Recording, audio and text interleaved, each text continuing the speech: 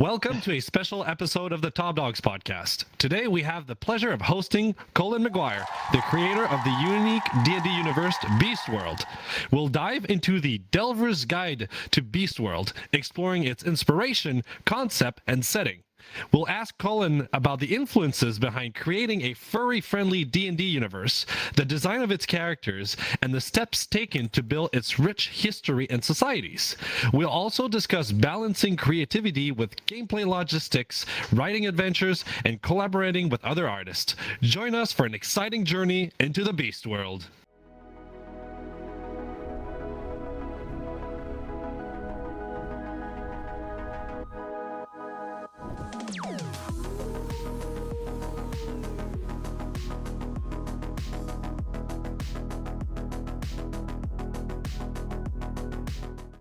I'm Stream Arcadad. I'm Whiplash Wolf. I am Coltyn. And I'm Trik the Stick.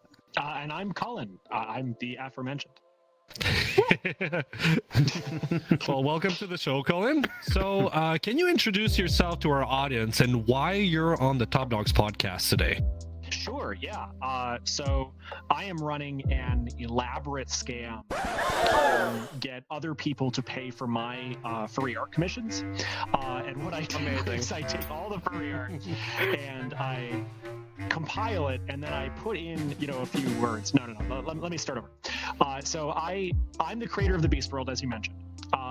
We are a tiny company in Buffalo, New York, who make tabletop games content, specifically for Dungeons & Dragons 5th edition.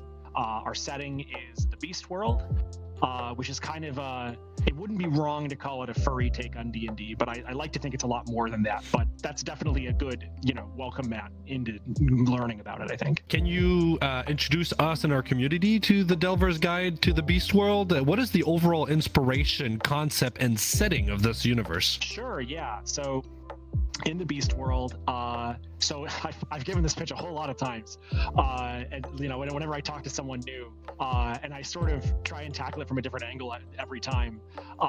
The Beast World is so in the Beast World there are dungeon delvers, and it's kind of a D&D adventurers as a profession, like a blue collar profession. And what they do is they travel around the world in delver wagons, which are kind of vehicles and mobile bases and kind of strongholds on wheels, and they look for entrances to this sort of cosmic force that exists underneath the setting, that causes dungeons to pop up everywhere all around. And these dungeons, they always look different and they're really unpredictable. And for that reason, this sort of the Dungeon Delver sort of came to be. The main thing about our setting, other than like the facts about it, the vibe of our setting is that everything is new. The dungeon had just appeared 15 years ago. You get a lot of fantasy settings where everything cool happened 5,000 years ago. Like everything cool happened and it's already on like a stone tablet, and you're not that person, you're somebody else. What we wanted to do was write a setting where you are the people that will end up on those stone tablets. The Beast World as a universe, like the entire world of the Beast World, is only about 1,300 years old total. And there are species that are old enough that they remember that day when the world was basically created. So that's kind of what we think is fun about the setting, is that, nothing is decided. It's not like when you play in sort of official D&D settings and there's 5 decades of history and NPCs, and you're probably not going to break into that unless you're Matt Mercer, So yeah, we wanted to create a setting where people could participate and really feel like they had hands on the world. Does that answer your question? I forgot.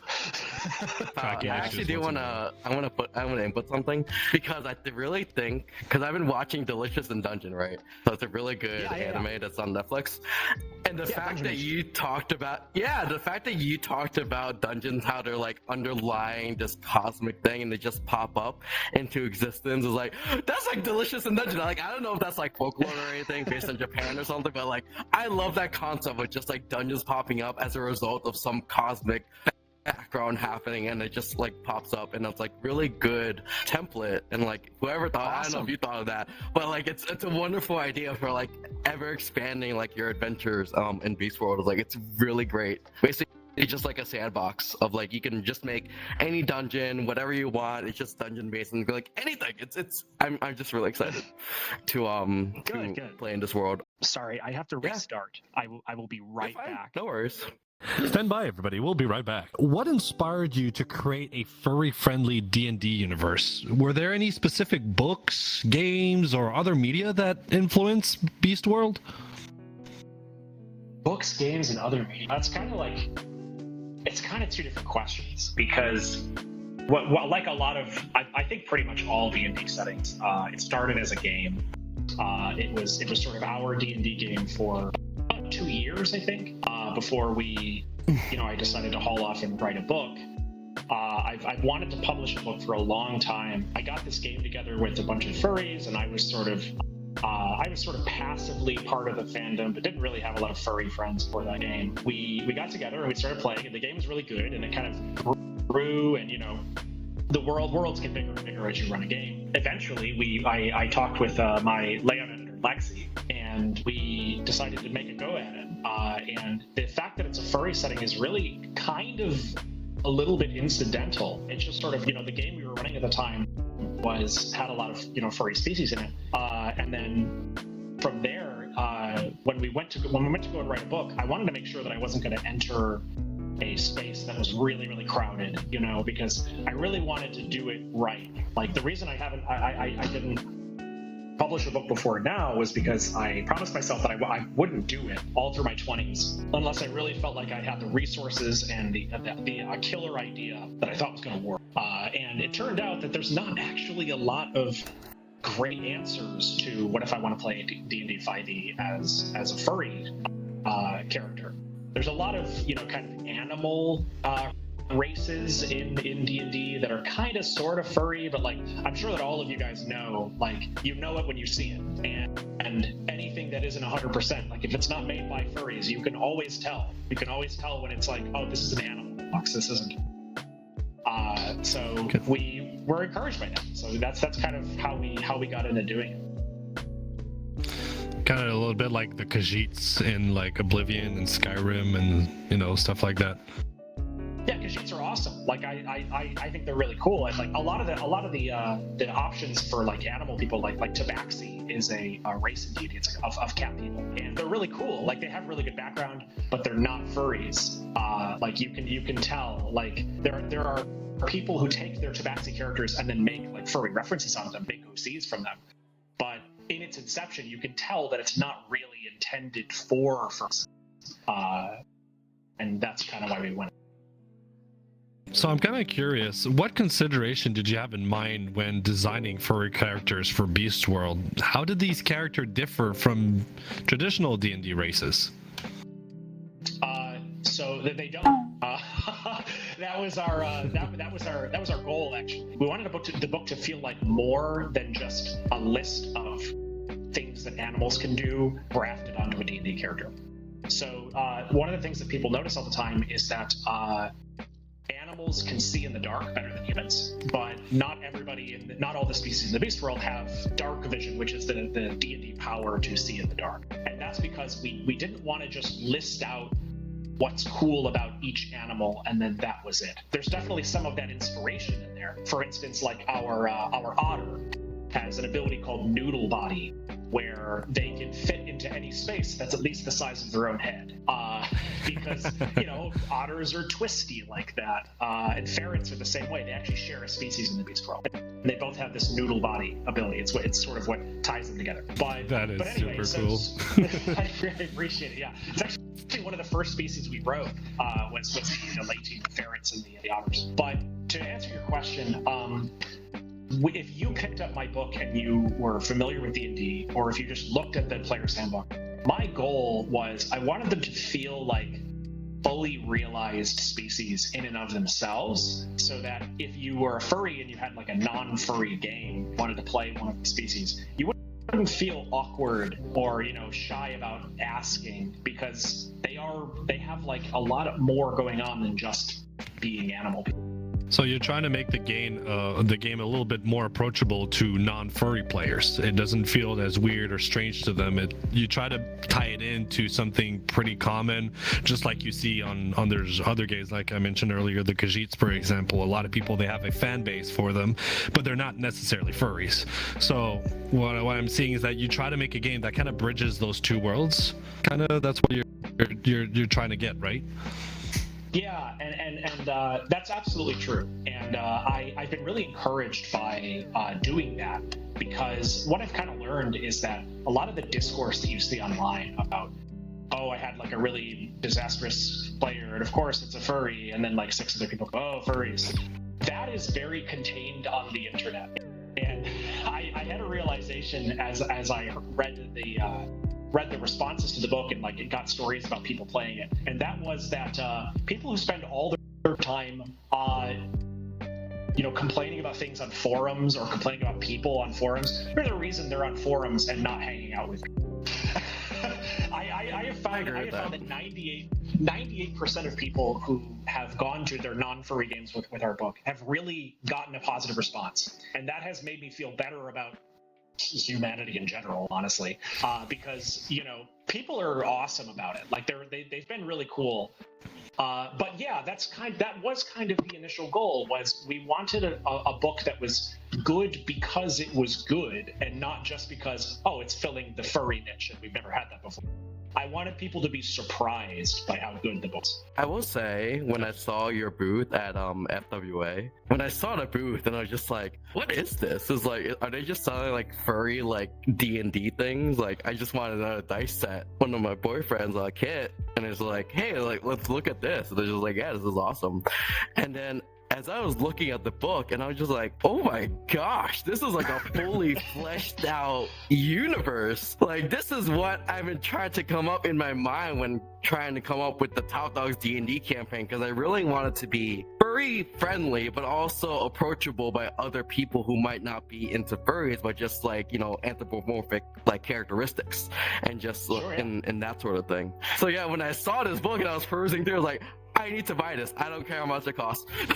I gotta give you credit. Like I held that book in my hand, and the quality, the print, the images, how it was laid out, it was really impressive. I mean, I hope you're proud. You're proud of your work, because it's absolutely fabulous. Like it's a beautiful product. It's a beautiful project, a beautiful idea, and I'm sure a lot of people are gonna enjoy it. The artwork. Heck, I might even consider start playing. Maybe my first D&D game is gonna be yours. The artwork alone. That would be cool. The artwork alone. I was like, oh my god, there's art in here. This is incredible. What? I was like, oh, and like the caravan of wagons in one of those pages. Oh my god, I was like, this is amazing. Look at all these furries here. This is amazing. I'm just sorry. This is great. This is everything I ever could have imagined. Like, this is incredible, an incredible set. I appreciate it. There's a lot of really good art in our work. We work with staff of freelancers. We have a work server, and I think there's 130 people on our work server, which is like, that's crazy. We work with someone at least once, then we have them on our server. So we have our deck of Delvers, which is it's a deck of NPC cards with game stats for all these different characters. We had a different artist for every card in both of those decks, and there are 55 cards in each deck. So yeah, we work with a lot. I want to collaborate with every single furry on the planet. I hope that my bona fides sort of speak to that, and kind of I really care a lot about this community. I want to give them something that feels real, that feels not corporate, like not owned by a corporation, but that feels up to that level of quality. It's what y'all deserve. Like, it's what we deserve. Absolutely. So, you made a comment earlier, actually, where you said you weren't really in the furry community. So, like, were you like furry adjacent before you like published this book, and you like giving back to the furry community? Like, what is like? Yeah. Can you like elaborate on that? Because I'm actually curious about that. Because I thought you were like a longtime furry, and you're just like bringing your D&D experience into the furry community. So the thing I always tell people is if I don't call myself a furry if you asked me, but if you put me and 9 furries together in a line, I have a line of 10 furries. I've been like consuming furry art and like kind of the content for a lot of years. I probably have a similar trajectory to a lot of furries my age, with getting involved with just sort of seeing stuff on 4chan 1,000 years ago, and kind of just sort of passively keeping an eye on things over the years. But I didn't go to a furry convention until we'd already done the Kickstarter for the book.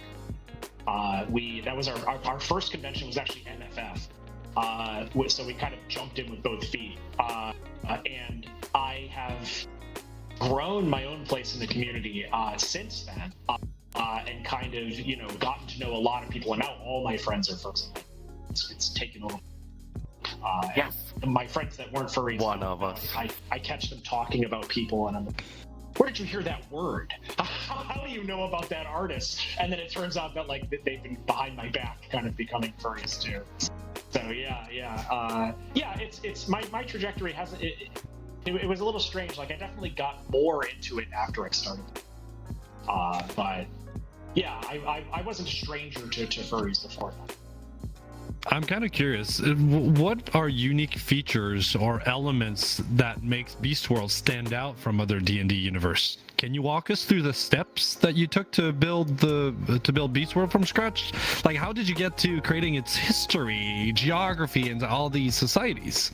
When we put the book together, one of the important ideas in the book, and sort of my ethos as a writer, is when I'm writing the book, and especially when I'm editing, when I go through and read it again, we read every page, and then if there's not ideas for a game, like if you couldn't spin the ideas on any given page out into a whole game, then it shouldn't be in the book. I try not to waste your time. Like the book is obscenely long.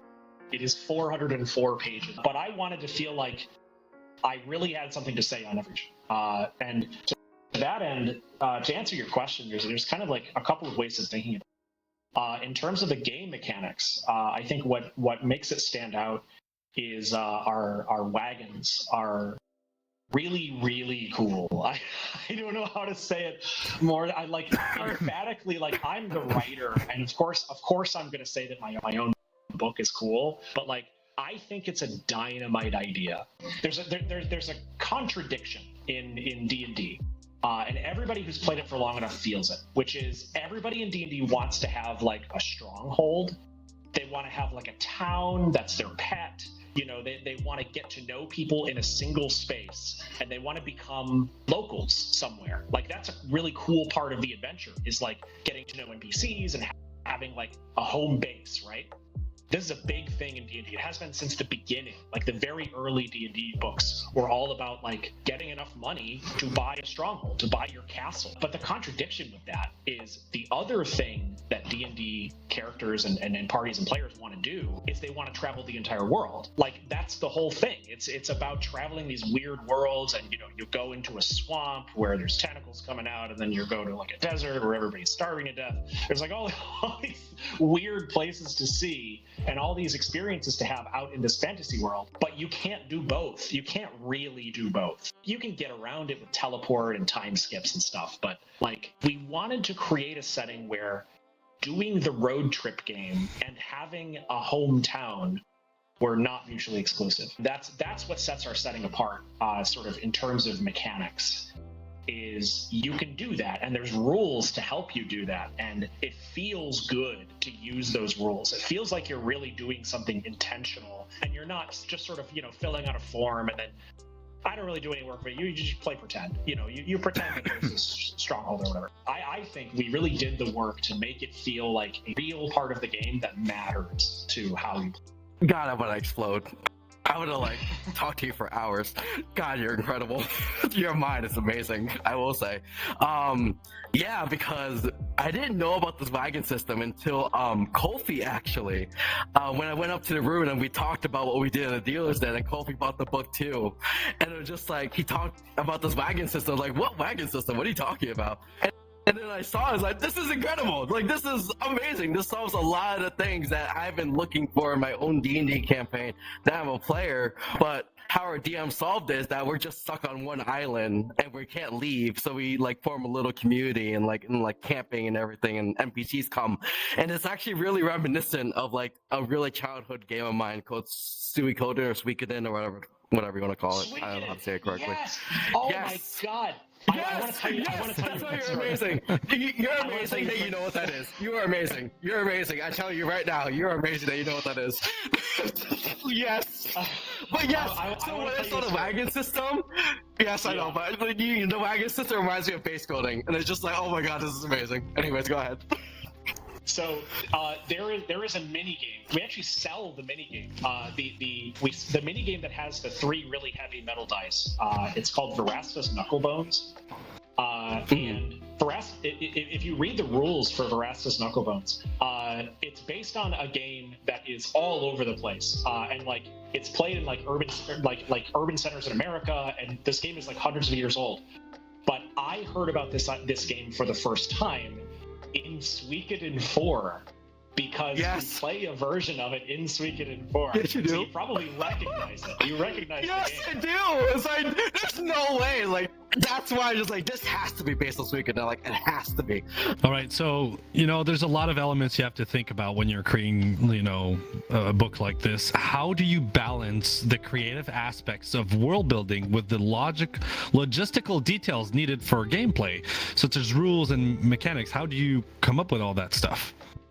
Like I mentioned a little bit ago, we try not to waste your time, and we do want to offer like a wealth of options, and we want because that's what's best about D&D, and it's what in my opinion, no other game does better, and nobody really talks about it enough. Is that D&D has a lot of options. It's not too complicated, but there's just a lot of stuff to pick from. There's a lot of ways to realize your own character. And I wanted my book to have that stuff, but we also don't want to waste your time. We don't want to put anything in there that's kind of filler, So we try and tie the mechanics. This is something that we actually do a little differently than vanilla D&D. We tie the mechanics more into the other aspects of the game that aren't as well loved in vanilla D&D. There's like 1,000 spells in D&D that you cast during combat. D&D is a game written about high fantasy combat. Don't let anyone tell you differently. Like, most of the rules are about how to win a fight, and there's like 3 rules about how to hold a conversation. So we wrote a bunch of spells, especially our spells, but we wrote spells and some of our prestige classes, which are kind of like, it's like what flavor of your specific character class are you? What kind of fighter are you? What kind of wizard? We wrote those more from a non-combat perspective, because it's the way that we play the game. And it's also where I saw the most room for the game to grow. D&D 5th edition has been out for, oh my gosh, it came out in 2014, so we're coming up on 10 years now. There's a lot of content. Like, there's a lot of first-party books, let alone like all of the really cool third-party books. So you really have to find a niche and try and make someone's game better for having the book. And that's kind of what the approach we took was, what are we going to put in that we haven't seen a dozen times before, and sort of a non-combat approach is what we took. Because you kind of want to make yourself unique and different from other people out there. This is what is going to draw a lot of, attention, and people are more likely to play your game. You have to make something a little bit different. So it's cool that you're taking that into consideration. The wagon system looked really interesting when I looked at it, and I thought it was absolutely brilliant. Well, thank you. I appreciate that. We worked really hard on it. We actually we for the wagon the mobile encounter system, we call it. It's kind of the optional rules for D&D combat that's always moving. Because the thing about D&D combat, and you'll learn this when you play, because you're going to play. Yeah, you are, Stream. We'll have to sit down at some point spend some time for it. Yeah. The thing you learn about D&D is that D&D combat is about people walking up to each other and then standing still while they do their thing. There's a little bit of abstraction. You could do a little bit with like move and then attack, then move, but it's all in your imagination. There's no mechanics for like hitting some. There's not even like a charge attack that's vanilla in D&D. It's specific to a class. We wrote the mobile encounter rules. We wrote them for D&D combat on the run.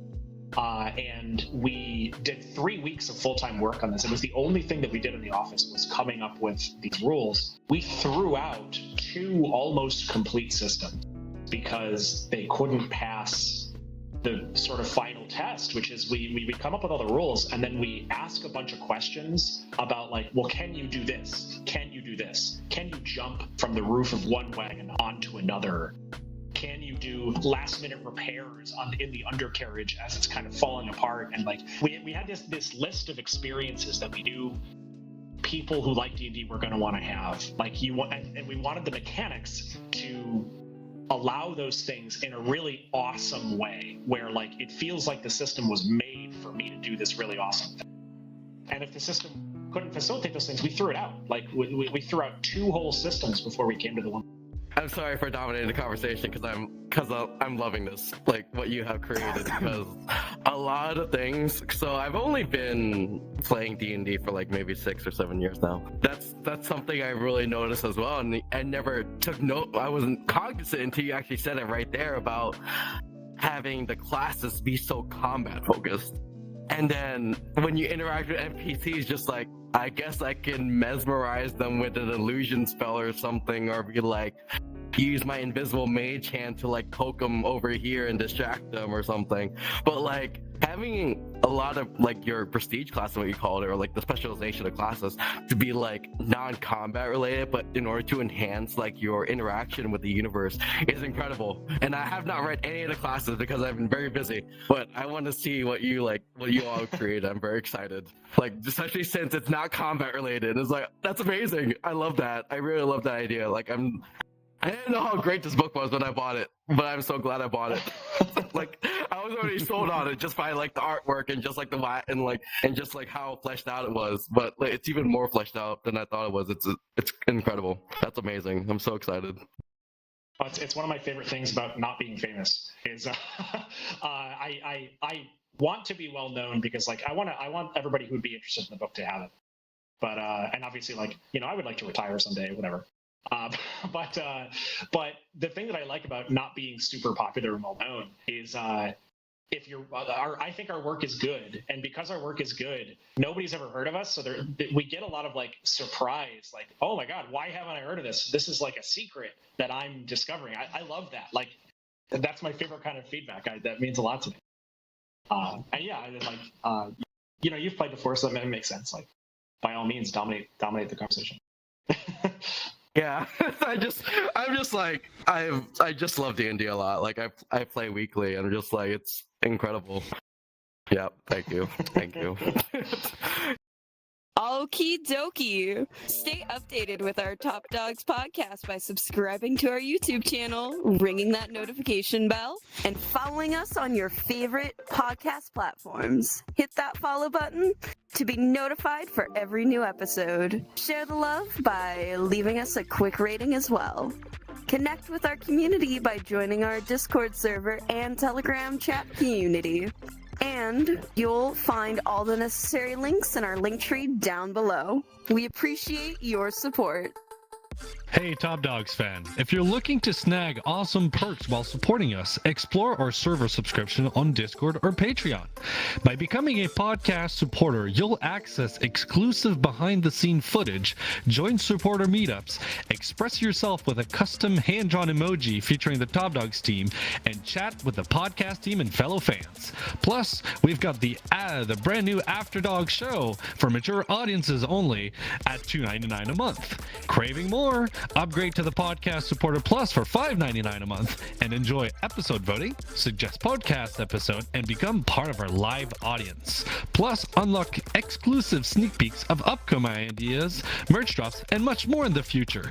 We also have a brand new feature where if you don't have VR headset or a powerful computer to run on desktop, we also offer streaming of the episode directly on our Discord server.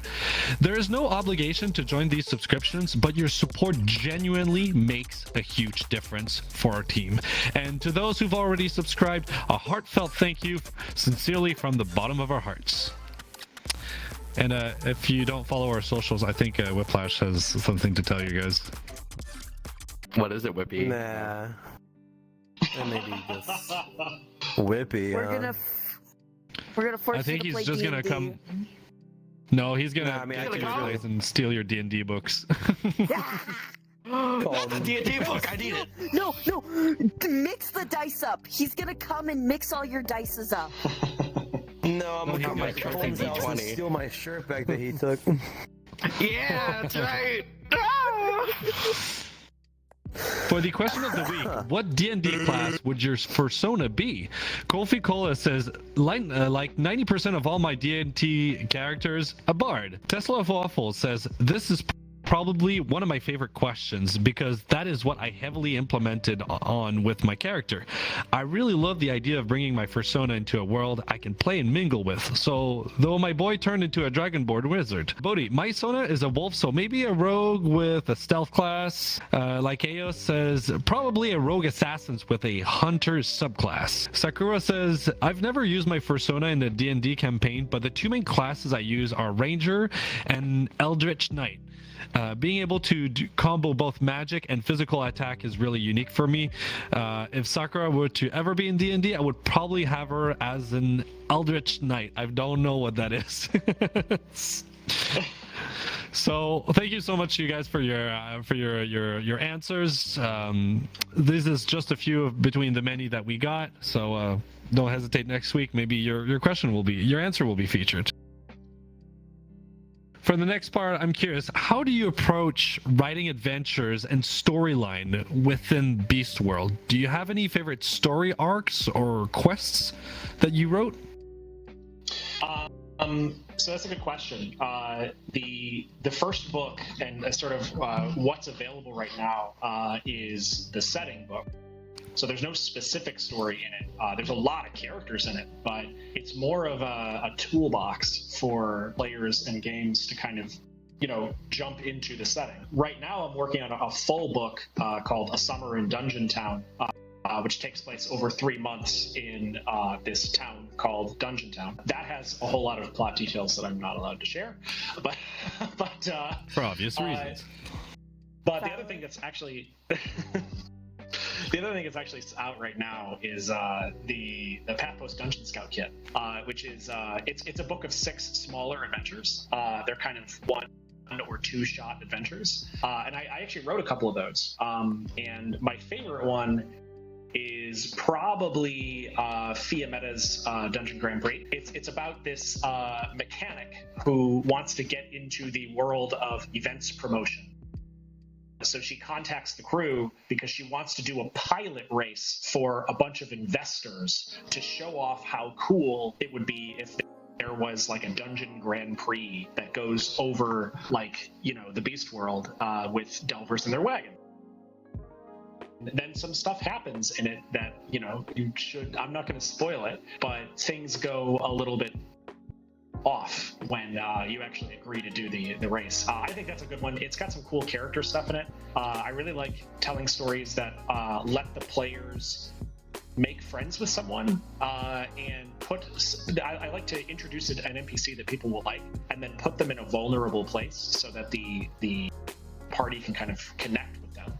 I think that's one of the things that D&D does better than video games is you can interact with someone and give them emotional support in a way that isn't just picking the response you want to do off a list, but you can really think of what to say and make someone feel better about their position in life and make it real for everyone at the table and get that gratification out of it, and everybody leaves the table feeling good about themselves. You have the power to do that. I think it's really cool. So I like to put that in my stories right now.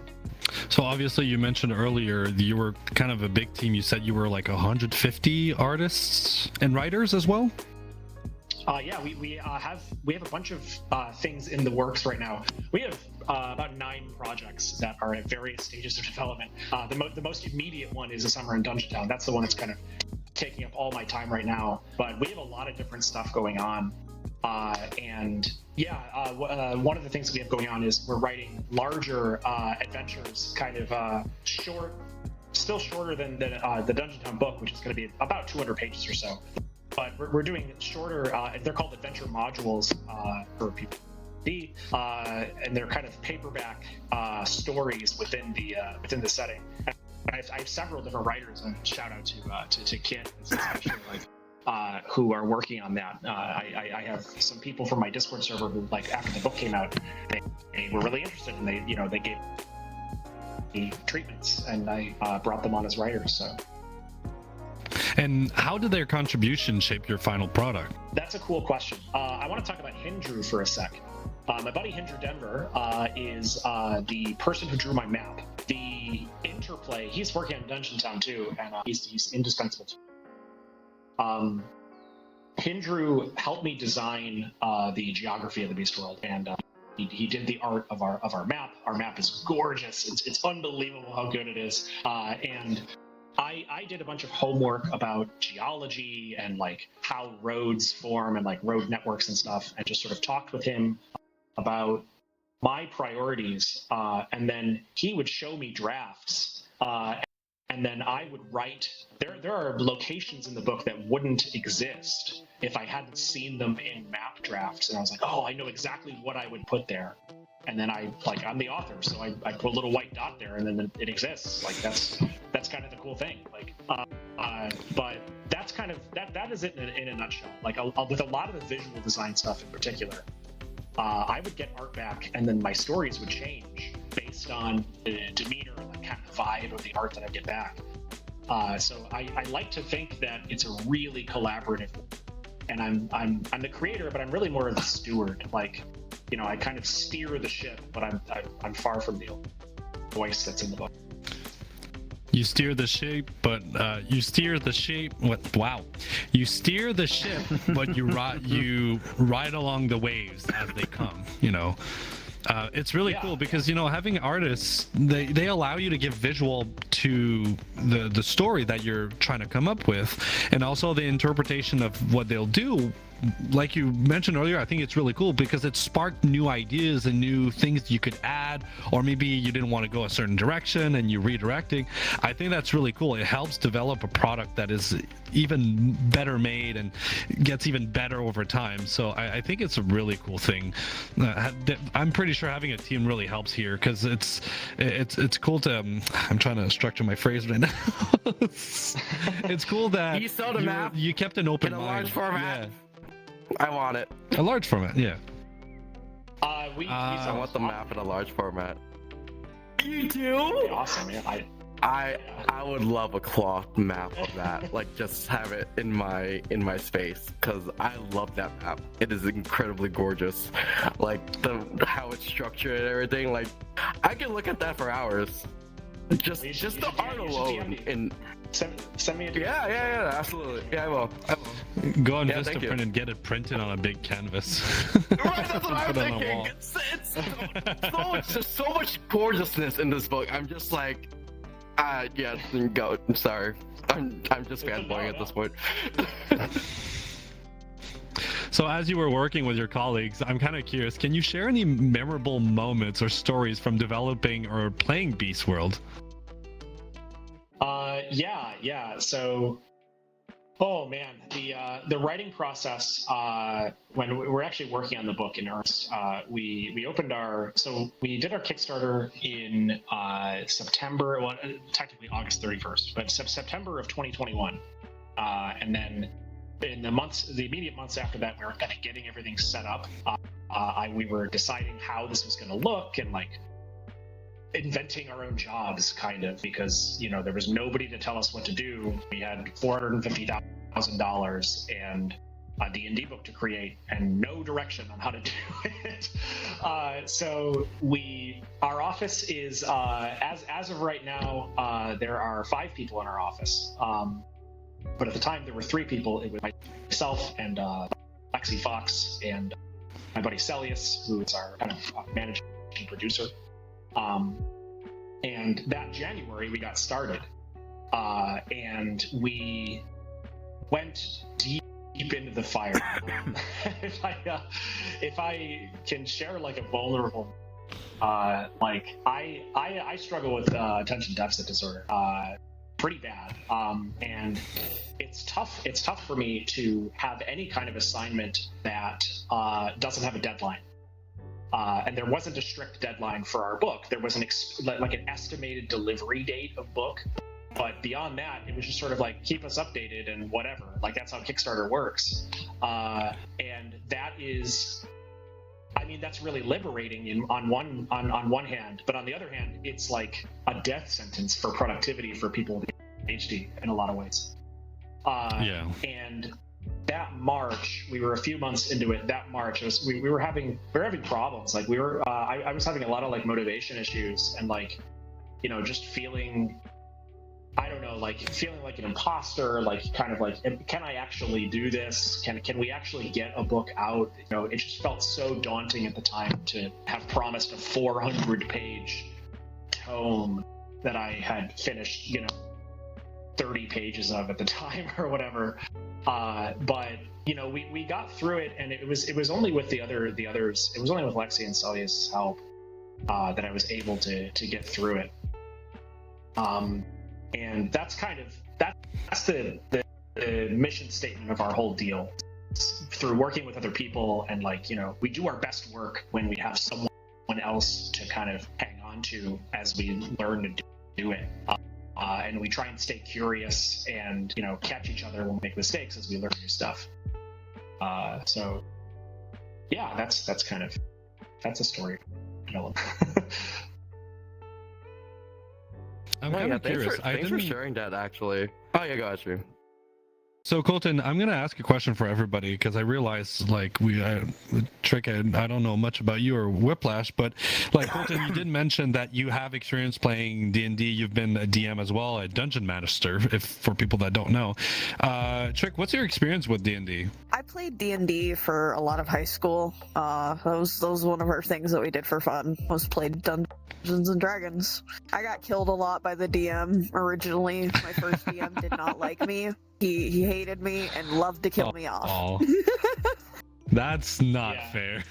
Oh my god. Oh man. What about you, Whiplash? Any experience? I mean, I have very, very liminal experience. When I first became like friends with the people I am with now, we did a few sessions, and honestly, we didn't finish like the actual journey itself. So it's been like 8 years too, so I mean, I can't really remember the entire thing. But I would like to get back into it, honestly, and listening to this tonight, I actually would love to try it, especially with this one over here. What? Me? I will show you a bad time. It's only a bad time. So Coltyn, do you think you're gonna be the DM, or is it? Are you gonna be the DM, or is it gonna be Colfie? So as a little bit of a preview for the Top Dogs community who's listening up to this point, Top Dogs is actually doing a D&D group, which will be streaming on Twitch soon, TM. And I, Coltyn, the illustrious person of Top Dogs, will be your DM. And Phoenix, who's behind the camera, actually might be a DM as well, given our conversation that we might have. So basically, we're gonna have several groups running based on everyone's experience. The more experience of the Top Dog staff will have me as the DM, and I'll be chaotically evil. Just so you all know, it's gonna be a good time. Let me join. As evil as otters can be. You're welcome. So what is you guys' experience playing D&D? Like how long you've been playing it? How many total hours approximately have you played? I'll start with you, Trik. I have no idea. I'll be honest, like 100 hours max. What about you, Coltyn? 7 years worth, and we play weekly for like 4 hours. I don't know what the math is. Dang. It's a lot. Yeah, it's a lot. I mean, like, it's Yeah, you got it. All right, thank you. So it's 4 times 52 times 7. 1,400 hours. 1,400 hours. That's more hours than I have in VRChat in total. I'm 1,330. There you go. In VRChat. I've never played D&D before. I know my husband started playing D&D with some friends, and it's more like in a futuristic type of environment. So that definitely speaks to me. Me personally, I'm not a big fan of like old medieval style, capes and like dragons and swords, and I prefer more the modern style stuff like cyberpunk or like futuristic, like Mass Effect. That would probably be my style. Though yours looks really interesting. It has a little something in between that could really catch on my attention. So I'm definitely gonna look into that. Honestly, I would love to be able to have like my arm turn into like different type of weapon, and I could like defend myself. That would be kind of cool. Wow. Yeah. I'll give you metallic dragons. Rocket launchers are always fun too to have in games, I think, but oh well, it's not for everybody. You're gonna hate me. What about you, Whiplash? How many hours do you think you have playing D&D? See, probably like 50, 60 hours. Because the first time I actually played it, we kind of like went deep into it, and then just stuff happened, and we just stopped playing. That was about it. It's been a while.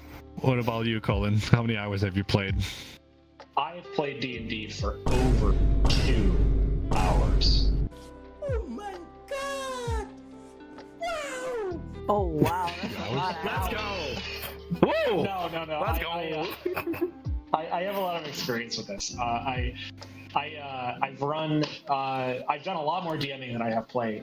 If anybody wants to run a long term, that would be awesome, because I've run 2 different games from level 1 to level 20, 2-year campaigns, and then I've done 2 other campaigns that were kind of jumped around a little. Those were multiple long too, and then the Beast World game obviously is it's going on 4 years now. Now we have time for one more question. So Colin, I'm really interested in this one. I'm really curious to hear what you're gonna say. What advice would you give to someone looking to create their own unique and furry-friendly D&D universe? I would advise those people to stay out of my turf. This is my niche. That's my ground, boy. No. you please just edit the rest of my answer out and just cut it off there. No. No. Oh no, that's staying in. People will tell it's a joke. I'll find something funny about it. My advice would be to figure out what you like, and really make a list of stuff that you like, literally like specific stuff. I like when this happens in D&D, like as specific as you want, and then kind of think about those things and how can you write a game or a setting, or even if you're just writing like a homebrew race, how can I write a thing that will let that happen more easily and let it happen as often as I want it to happen. That's what we did with the Developer's Guide. That's what I think, Eddie. That's a sign of good work. Excited about the stuff that it creates. That's really cool. Well, I think that's all the time we have for today. So Colin, thanks again for coming up to our show today and talking more about your game, Beast World. Thank you so much for having me. I'm looking forward to see like what people think about it. Maybe we'll get some comments in the comments below. Yeah, you good? I couldn't brain for a second. Yeah, you're fine. I'm really Probably. excited to No play this aneurysm. game. I want to look in. Will we have a link that people can find you through? Yeah, for sure. Yeah, some of our distribution is done through Fenris Publishing. So if you go to the Fenris Publishing website, all of our stuff is available there, and we're on itch.io and. Yeah, I'll give you guys some links.